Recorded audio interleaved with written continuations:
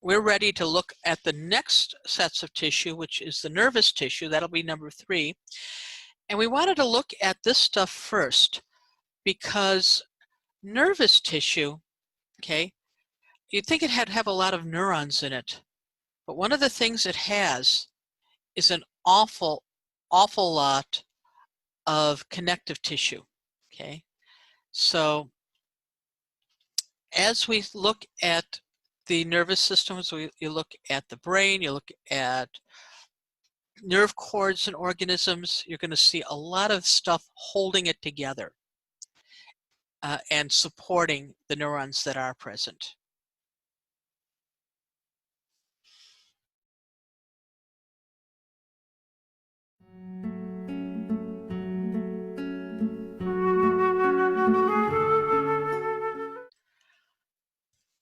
So we're going to look at our third type of tissue now, and that's going to be nervous tissue. Nervous tissue, you might think it's composed of a lot of neurons. Actually, no.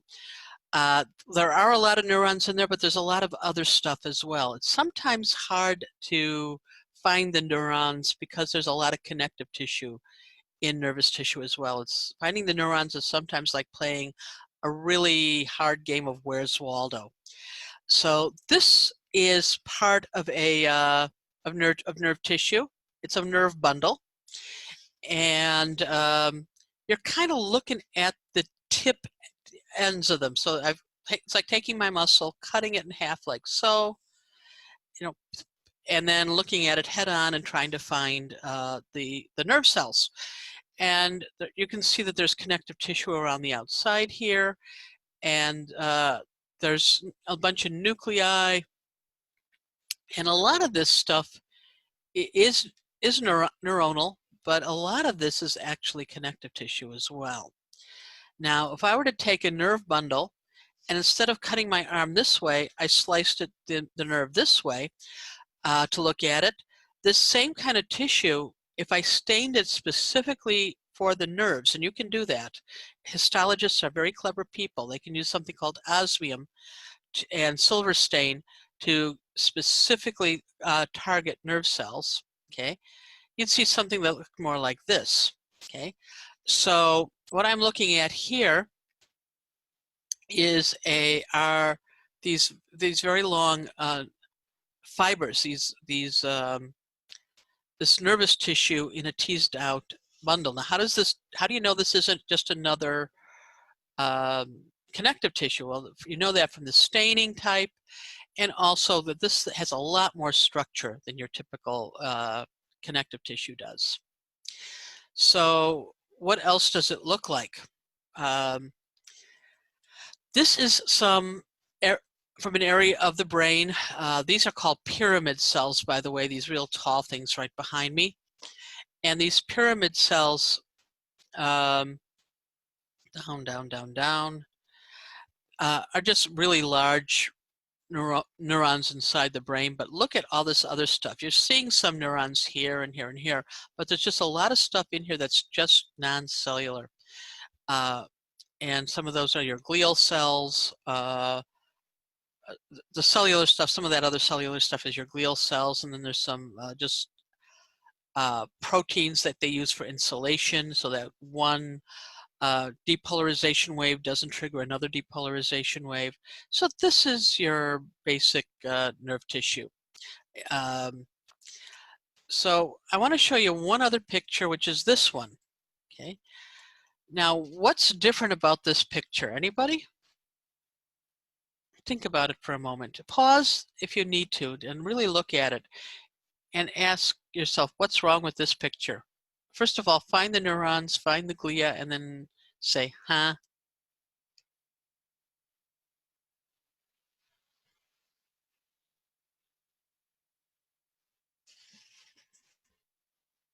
Okay, so if you've paused, you've looked at this stuff, you've probably found the neurons down here and over here, up here. You can see the very amorphous stuff in here, but you might be going, what on earth are all of these holes? Okay, it looks like Swiss cheese. It looks like a sponge. Okay. This is a section of brain from um, someone with mad cow disease or bovine spongiform encephalitis. Okay, so bovine, of course, means cow. Spongiform means the brain looks like a sponge. Encephalitis means it's an inflammation or a disease of the brain. So these holes are not supposed to be there. The Swiss cheese effect is absolutely wrong. I'm hoping everybody spotted that. And this is the other reason you kind of want to have just a general background on tissues, because if you know what they're supposed to look like, you can spot something that doesn't look quite right or looks a little bit different. It's just going to be helpful.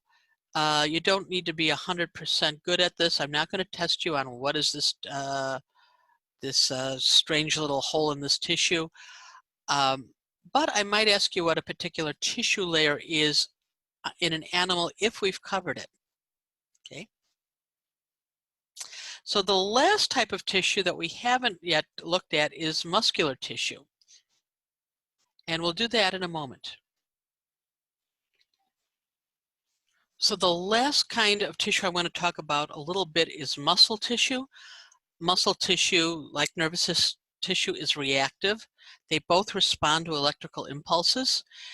And I really like striated muscle, since I started with this picture of striated muscle, because to me it looks like a refractant gradient. I mean, it's really just a lovely, lovely structure with all those little squiggly lines in it. The contractile proteins in this kind of muscle are arranged in little units up and down the length of the muscle. They go up like that, right up and down. And as a consequence, when they contract, the whole length just does this. Just little bits and units, all these little units are kind of contracting, and one right after the other in very rapid sequence. So it's in one direction. Now when you're looking at smooth muscle, it's not organized quite the same way. So you're going to have smooth muscles in parts of the body where you want to squeeze things, okay, like that, do this type of an activity. And you're going to have striated muscles where you want to really do a lot more bending of one part of the body towards another, basically more lever action. So if you look at our intestines, our stomach, the esophagus, all that's going to be smooth muscle. Our arms, our legs, if I'm an insect, my flight muscles are going to have this kind of a muscle. In fact, insects tend to be striated. Insects are really, really striated critters, as are a lot of invertebrates. So this is striated muscle. It's our first kind of muscle. Now, right here, we are looking at a muscle, like I've taken it from my arm and just gone straight down the arm, and I'm looking at a long strip. What if I cut through the arm this way? What if I cut through and looked at them on end, or if I looked at them at an oblique angle? Then I'm going to see something that looks a little bit more like, like this, okay? I'm now looking at these little bundles of muscle fibers. I've gone through the arm this way now. Actually, this is a tongue, but I'm same kind of muscle this way.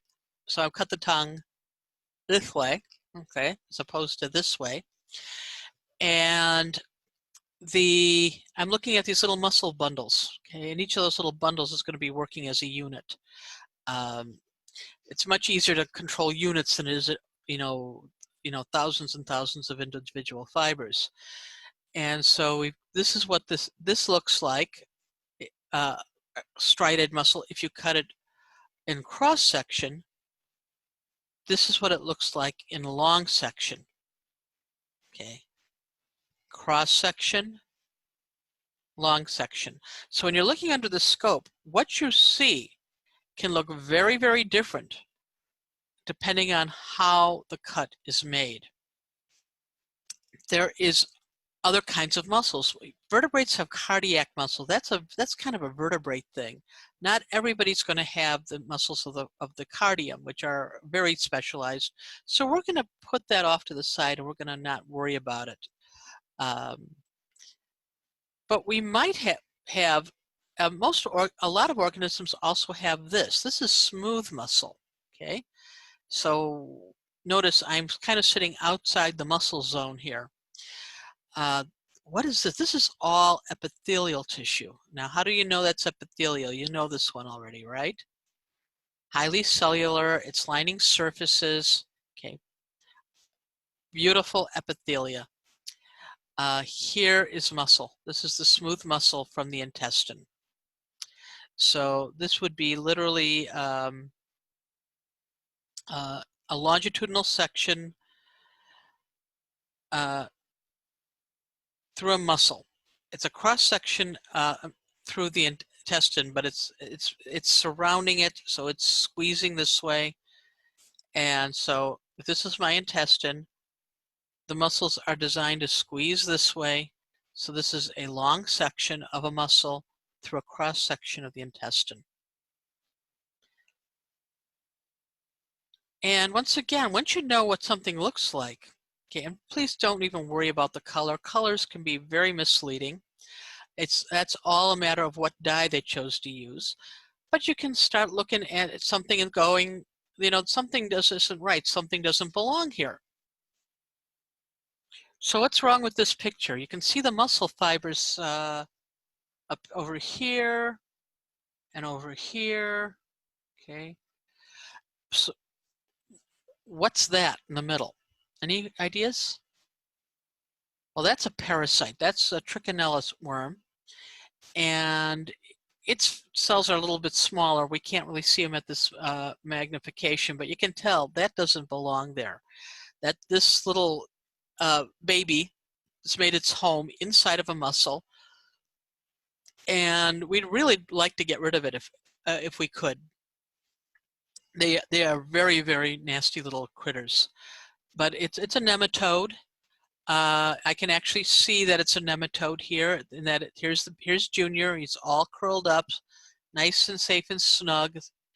And why does he look like a couple of things? Well, that's because his body is kind of going out of the field, out of the cut area, and here is the rest of him curling around. So you kind of have to see body here, okay?